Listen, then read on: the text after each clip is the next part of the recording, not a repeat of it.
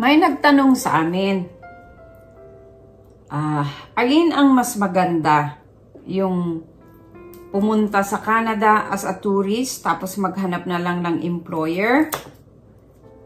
O di kaya mag-apply as skilled? O yung ibang paraan na pumasok dito sa Canada as a student?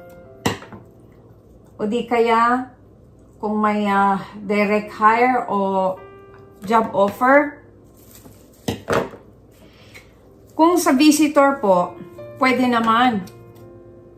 Kasi ang visitor, pag nakapasa ka, pag na-approve ka ng immigration, may 6 months ka na pwedeng maghanap ng trabaho pero wala pong garantiya yon.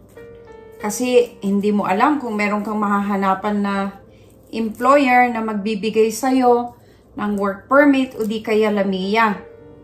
So, hindi rin po sigurado yon. Medyo risky siya, pero pwede siyang subukan. Lalo na kung ang intention nyo lang ay bibisita sa Canada at nakahanap kayo ng employer, pwede. Pwede siya. Kami kasi, kung paano kami napunta dito, na-hire yung asawa ko as carpenter. So, carpenter yung in-applyan niya nung 2008 pa. So, nakita lang namin sa Midland newspaper sa Baguio. No, nakita lang namin sa Midland newspaper. Sabi ko, subukan ko nga. Kasi carpentero yung asawa ko sa Pilipinas. Sa construction siya nagtrabaho. Mason lang siya. Hanggang natuto siya. Kasi matagal din siyang nag-construction. So, sabi ko, subukan kaya natin ito. So, ang ginawa namin, kinumpleto lang namin yung requirements. Tapos, in-LBC namin papuntang Manila. So, ang nagre-recruit po ay isang agency sa Manila. No? Hindi direct hire or whatsoever. Nag-agency kami, and then tinawagan sila for interview. So, na-interview sila, pero ang inilagay kasi naming position na ina-applyan niya ay mechanic at saka carpenter. Pero alam niyo kung anong nangyari, binasura, halos binasura na yung resume niya. Kasi bakit daw dalawang ina-applyan niya? Eh, gusto namin na dalawang makita yung skill niya para kung ano ang kailangan. Yun, naging disadvantage pala yun. So, pumunta siya sa nag-i-interview. Bakit halos tapos na 100 na yung aplikanteng na interview? Hindi siya natawag. Naghintay siya ng umaga hanggang alas 4. Pinuntahan niya yung nag-i-interview. Sabi niya, bakit hindi ako na-hire? Bakit hindi ako na-interview? Sabi niya.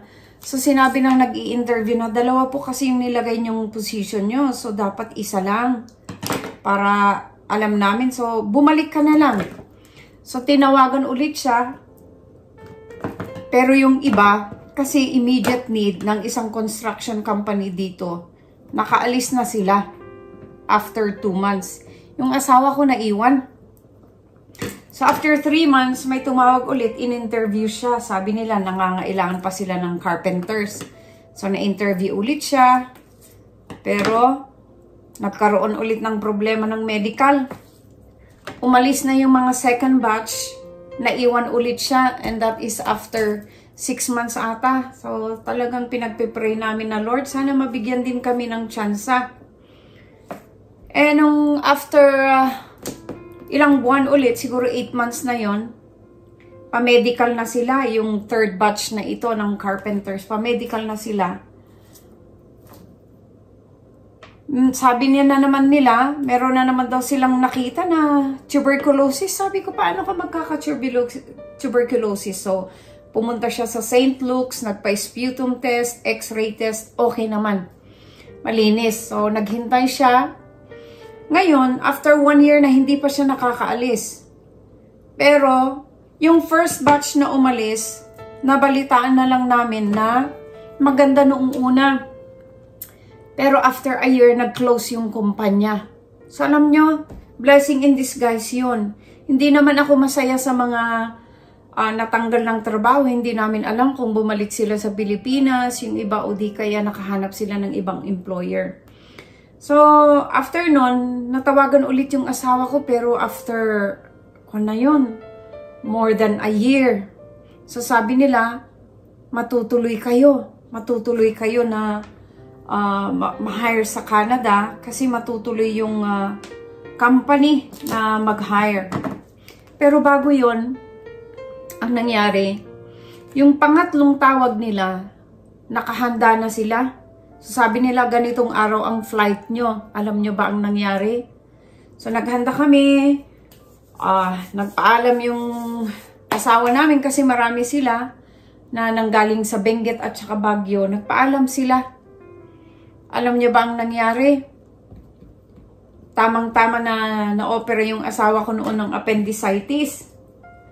So, nung nasa airport na sila sa Manila, tumawag yung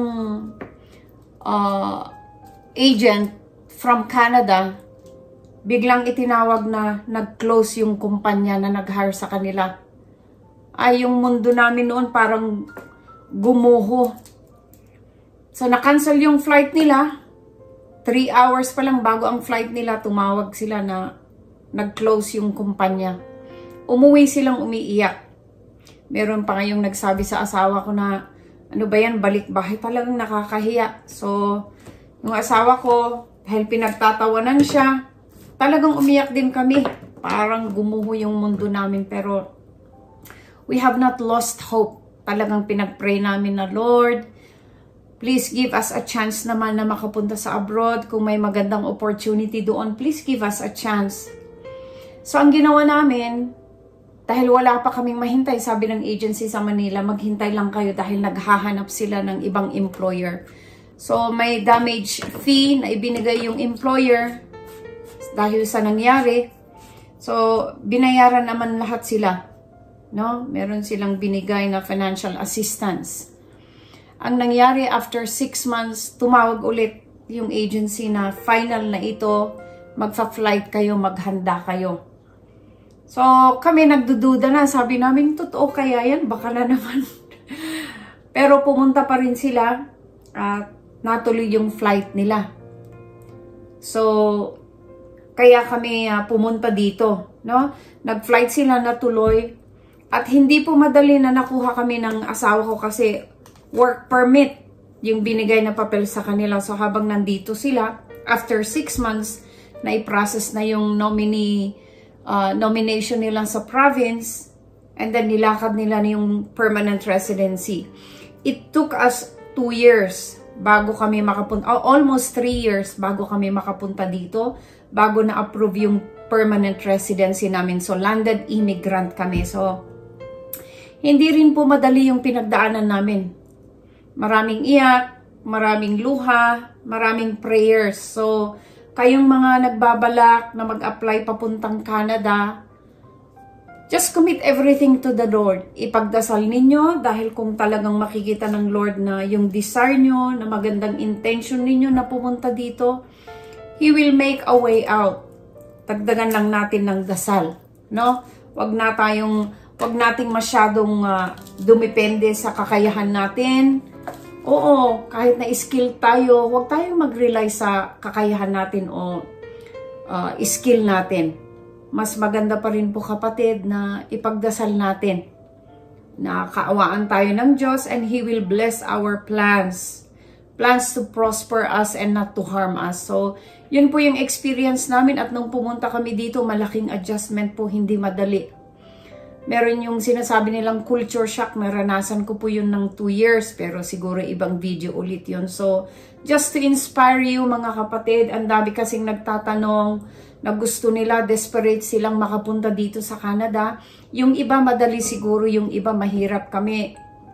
Hindi madali ang pinaghirapan namin, but it's worth it nung pumunta kami dito. So, may awa po ang Diyos, ituloy nating magdasal and to continue to hope and to seek guidance from the Lord. Maraming salamat sa inyong mga subscribers. Patuloy po kayong mag-subscribe dahil meron pa po tayong mga videos na darating sa mga kung paano yung makatulong na makapunta sa inyo dito.